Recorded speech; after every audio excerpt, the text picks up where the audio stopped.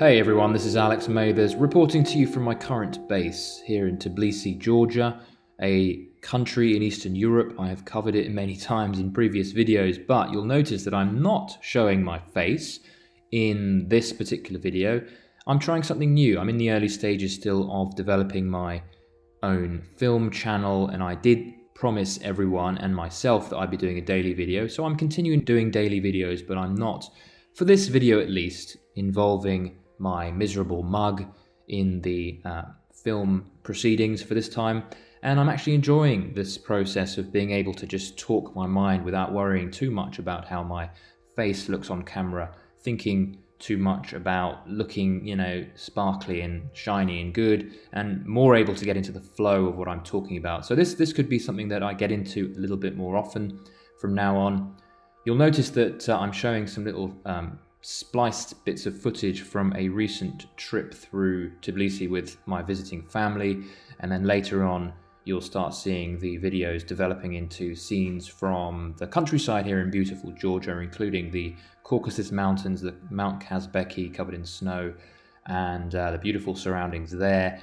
I am also aware of the need to speed up and get as much as I can into this video because I haven't got that much footage for this particular session, but luckily I found a long video of clouds moving slowly over mountains that I was going to initially use as a time lapse, but have now realized that I could add that on to the end of this video or podcast, depending on how you're listening to it, to buy us a little bit of time.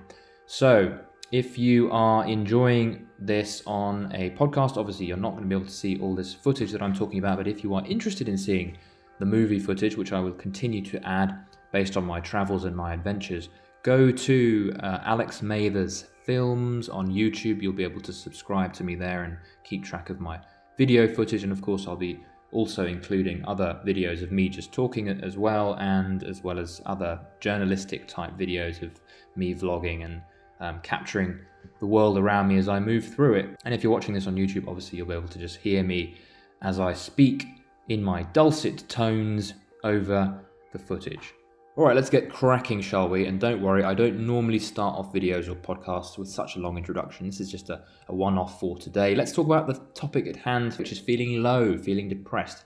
And I'm not talking about the chronic, deep, intense depression that some people unfortunately get. That's for another topic of discussion, although I do believe that all kinds of depression, whether intense or surface level, ultimately have very similar, shall we say, root causes. But I don't want to get into that now because I'm addressing the surface level depression, the surface level malaise, melancholy, lack of direction, which could very well help people who are in more chronic states of depression lift themselves out. I know that many people will object to that, but we'll get to that in another issue. So, surface level depression, that kind of depression that comes around every now and then, especially if you feel like you're lacking that sense of objective, concrete purpose. You feel unmotivated, you feel low, you can't sort of pinpoint what's causing it, and you have tried all the obvious solutions, all the obvious cures, to the extent that you know what those cures are. The low-hanging fruits, shall we say, the exercise, the cutting out sugars and the stopping smoking and all that sort of stuff. If you have addressed your feelings of malaise up to that, this is a video for you, because I'm going to be talking about what I do to adopt a more of an ownership mentality and take a position of a leader in turning things around and taking control again. So I wanted to start off this chat with a reference to our big-jawed, big-handed friend in the US, yes, Tony Robbins, who talked about how unhappiness is when our expectations don't match up with reality. We feel unhappy when we see that the way things we wanted them to be, whether that be being married with kids or having lots of friends or having the ideal job, is not how it is in reality. And of course we feel unhappy. That's what he claims to be the source of unhappiness, and I tend to agree. When it comes to depression, or moving further along that scale of depression, is when, as he defines it, when you feel a lack of control over being able to change anything whatsoever. And you start to develop this sense of hopelessness, this sense of dread, this sense of lack of control that leads to total fear and ultimately depression. So his take on it is very useful in this case. And it's worth bearing in mind as we move on, because what I want to do is address that lack of control he was talking about. So if you're veering away from unhappiness into that sort of depressive state, it's because you're sensing a lack of control. You feel like you don't have a way of changing the way things are. If you're unhappy, of course, you have belief in yourself and you know what to do, you are able to, one thing at a time, change things for the good. But if you're starting to feel depressed, especially if it's a frequent thing, that's when you are starting to sense your lack of control, which is what we need to address. We need to start getting back our sense of control. We need to start taking back our sense of leadership over ourselves and our lives. And so it's about moving from a victim mentality. And victims are particularly good at believing that they have zero control in their worlds, in their ability to change, because whether they like to believe it or not, and whether you like to believe it or not, if you're depressed, there is a certain element of victim mentality that needs to be washed out, that needs to be changed. And for whatever reason it is, you probably think that you're suffering because of something in your externality, something in your outside environment, whether it be other people, whether it be the weather, whether it be your environment where you are living, is causing your inability to change, or whether it's just simply your own attitude about yourself and your lack of belief in yourself that affords this malaise that leads to this sense that you can't do anything about it. And of course, we need to change that. We need to start realizing that we do have self-control, that we can change things, that we are in control, that we are responsible for our lives. And the way I address that, the way I start to show myself that I have control again, and that I use this to lift myself up out of any malaise or any depression, is by asking myself 3 questions.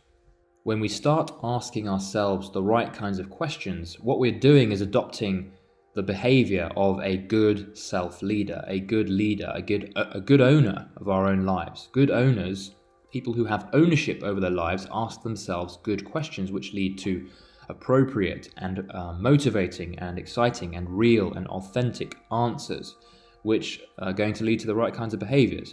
Before we get to those questions, I want to acknowledge the fact that in order to adopt the mindset of a leader, we can't pretend to be a leader immediately. If we're feeling depressed, we can't suddenly just turn things around and pretend to be someone we feel like we're not. We have to first process our negative feelings in a positive way without getting too touchy-feely. Okay, so you need to accept the fact right now, if you're feeling low and you've got a low mood, you need to accept the fact that you have negative feelings. You need to accept and process and really feel those feelings inside you. You might want to sit down and meditate on the fact that you're feeling low.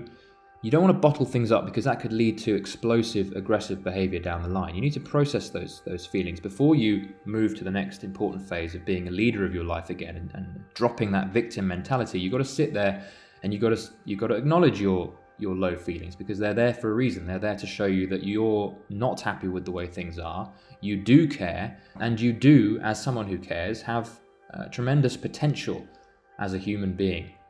It's also important to acknowledge your feelings, because you need to know that you are normal. You need to know that other people have also felt these horrible feelings in the past, centuries and millennia ago, and they will continue to feel awful feelings into the future.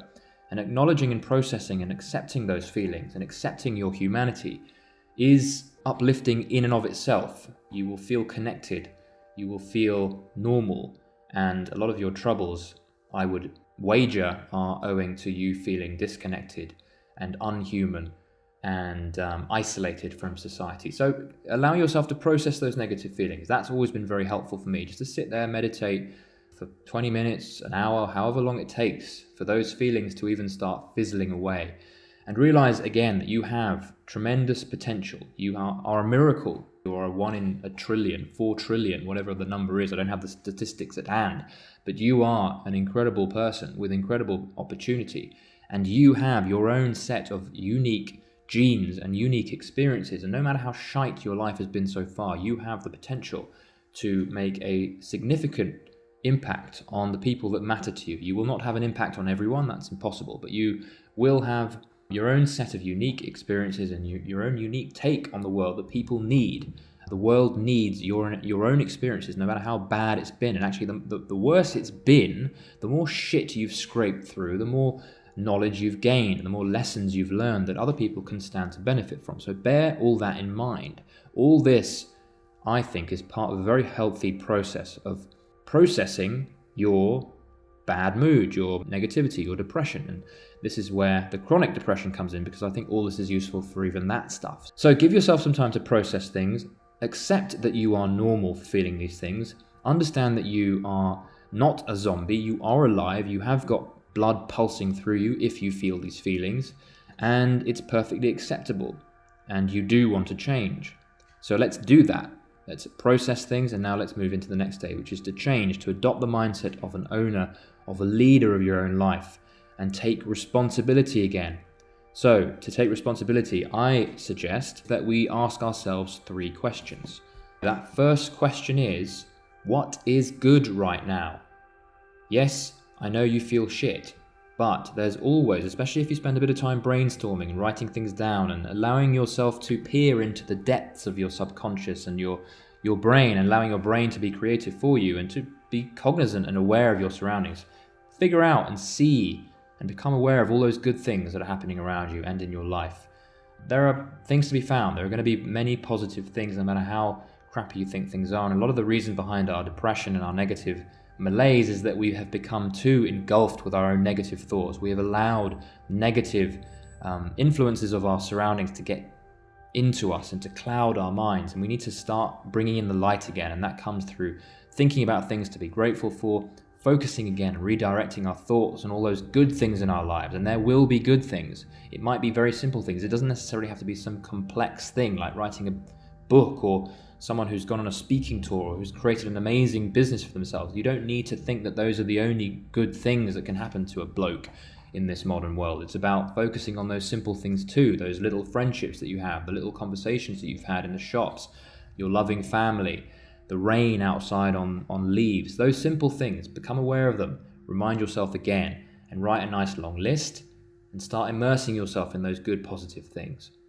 Second question to ask yourself is, what can I do right now to change things for the better? Okay, you're in a shit position. Maybe your life is terrible, maybe it's just mediocre and you just need a change and you feel a bit flat. Start brainstorming, start taking control, start seizing control of the reins of your life again. Start writing down some ideas on what you can do to change things for the good. And especially become aware of what one of my favorite philosophers said, Alfred Adler. He said, to be happy, we need 2 things. One is to have a sense of our connectedness to a community of some sort. And the second one is that we have a sense of value in that community. Okay, bearing those 2 things in mind, what can you start doing to make you feel better, to start making you feel happy? A lot of those things are going to be to do with reconnecting with human beings, and maybe you want to reach out to some friends or start sharing things online, some content that's going to help other people, those people that matter to you. What do you need to do to start helping people? That's a big one. And often when we feel low, it's nothing to do with needing to help ourselves so much, but really to go out there and start changing other people's lives for the better. So start making a list. Again, dig into that subconscious you have, that strata of interesting ideas that are often left untapped. Your brain is an incredible machine that you can use to open up and create a link maybe with the universe to give you some ideas on what things you can do that can improve your life, that are well suited to you. Okay, come up with that list and then get yourself to this final question. And it's all about, as I say, to start conditioning your mind to move out of that victim mentality and into a leadership mentality, one that is all about taking control and realizing that you are in control, and you're not at the whims of your surroundings, and you're not at the whims and you're at the suffering at the hands of other people and your surroundings. You are in control. This is that final question that will really give you a boost. At least it has for me. So it's, what is the one way I can contribute that is the most powerful, given my personal experiences, given what I know right now? What is the one way I can contribute that is the most powerful? One thing. And it's that drilling down to one thing that can really make things concrete and visible and tangible again, because I think a lot of depression is to do with feeling lost and feeling unconnected and feeling loose and feeling untethered. And when we can start reminding ourselves through the power of questions and start making ourselves realize what it is that we can do, how we can create value for our community in the most powerful way possible, And of course, being an individual, you will have that power. As I say, there is untapped potential in all of us. There is huge potential. Given our own experiences, given our knowledge, given our talents, we all have that one or two or three things. When we are clear on the one thing, you can very, very quickly turn your own attitude to yourself and your situation around. You can realize your tremendous worth quite quickly just by drilling down on your understanding of what you can contribute and to who you can contribute most of all. Think about your ideal target audience. Who do you care about helping, and how can you help them in a way that no one else can based on your own experiences? Become aware of that. So the three questions once again before we close out. What is good right now? So list out all the great things that are happening in the world, everything that you can think of, and just remind yourself that there are good things. And you'll start to feel positive sensations flooding through you again, which is very powerful, especially as a primer for the next questions to come, which is, what can I do to change things for the better? And especially in the sense of being more connected to other people, that's a big one, and helping other people. Those two things are going to contribute in the most powerful way to your happiness again and lifting yourself up out of that quagmire that you're in. Final question, what is the one way, the one single way I can contribute that is the most powerful, given my experiences, given who I am? Hopefully that helped, guys. These things have been very, very helpful for me. As you can see, it all starts with philosophy. It all starts with the way you think, becoming aware of your own sensations and your feelings, and accepting that you feel like shit is also important. Processing those feelings, don't let them bottle up, is very important. And then start adopting that position again of being a leader of your own life and dropping that mask of victimhood that is holding you down, that is totally unhealthy. And then asking yourself the right kinds of questions, the kinds of questions that make you become aware of what's important and what kinds of actions you can take. And then, of course, to start taking those actions, and you'll see your life turn around quite dramatically. Hope that helped. Do subscribe. Make sure you hit those notification buttons wherever you are absorbing this information. And if you like what you heard, subscribe.